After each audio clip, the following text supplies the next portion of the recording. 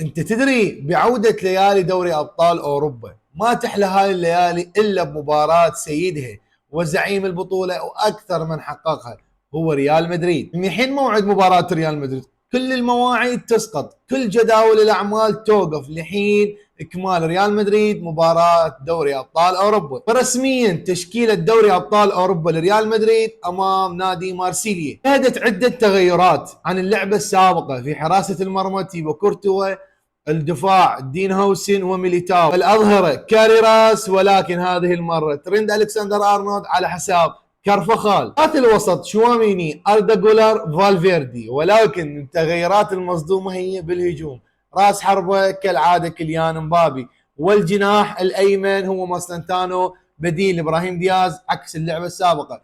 والمفاجئة أنه اليوم رودريجو على حساب فينيسيوس أساسي. احنا هو هذا اللي نقوله، ماكو مجاملات، تقدم تحصل لك مكانه بالنادي الملكي، ما تقدم الدكه ترحب بكم. العقليه اللي يحتاجها ريال مدريد لقتل الغرور والانانيه والاستفزاز داخل الفريق. توفيق للنادي الملكي في مباراته الاولى في دوري ابطال اوروبا امام نادي مارسيليا. توقعاتكم للمباراه ومنو راح يفوز ومنو راح يكون نجم المباراه؟